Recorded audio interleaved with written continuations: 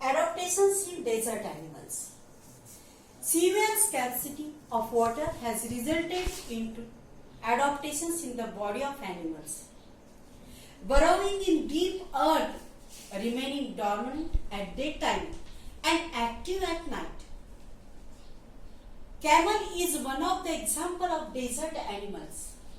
Characteristics of camel: long legs with flat and cushioned sole. Fold of skin over the nostrils, long and thick eyelashes, thick skin to conserve water in the body. These are the characteristics in camel. Adaptations in animals of snowy region.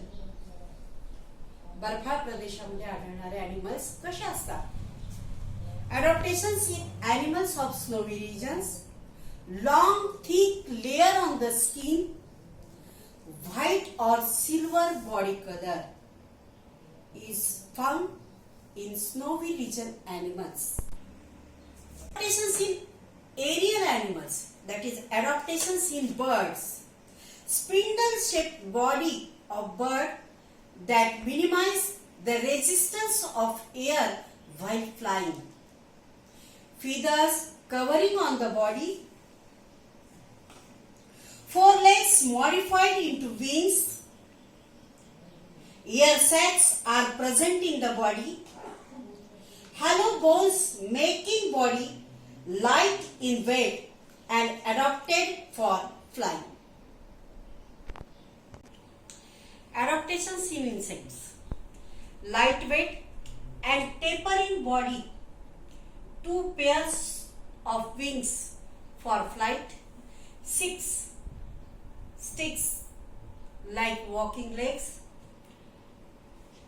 These adaptations are seen in insects. Now adaptations in bat. Thin fold of skin called patagia between their forelegs and hind legs, lightweight and ability to hang. These are adaptations in bat.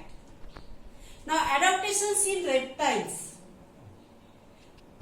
Snakes creep with the help of scale on their skin. Some reptiles use their muscles for creeping. For example, house lizard, crocodile use their muscles for creeping. Skin and soles of feet are specially modified for creeping mode. The adaptations for food in animal. Animals are either herbivorous and carnivorous. Few are omnivorous. According to their feeding, there are some special adaptations. Lastly, adaptations for blending with the surroundings. Blending the colors with those of their surroundings is also an adaptation. Example, lizards and grasshoppers show complete blending with the surrounding, thus cannot be easily spotted. These all are adaptations in plants and animals.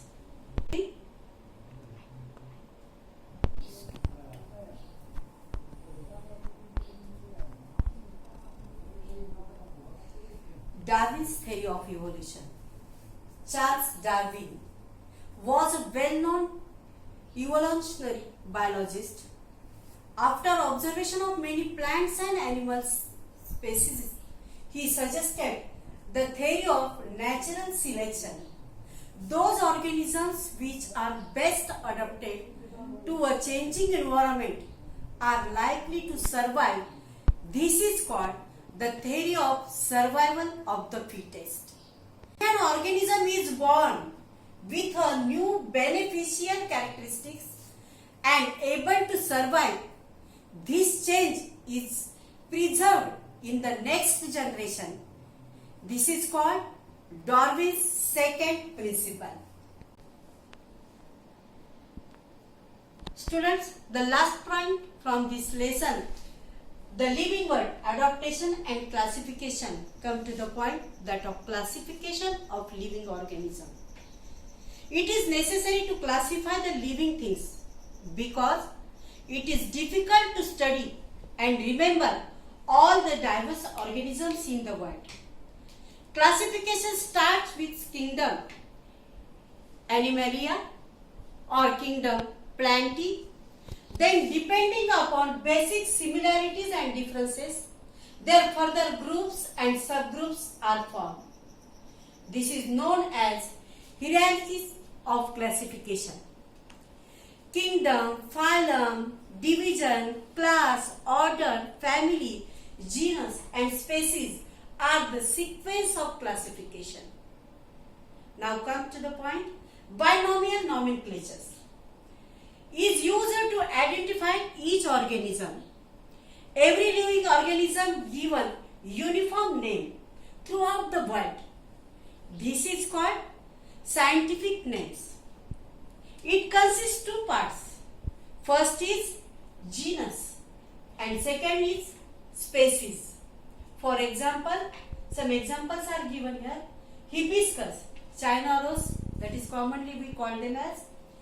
The name is Hibiscus rosa sinensis. Hibiscus is genus, where rosa sinensis, these are the species. Like that way, here are some examples given. Now lastly, the World Frog Protection Day, that is 19th April, is observed as World Frog Protection Day. And here the first lesson, the first chapter, that is classification of living organism, adaptations and classification completed. Thank you.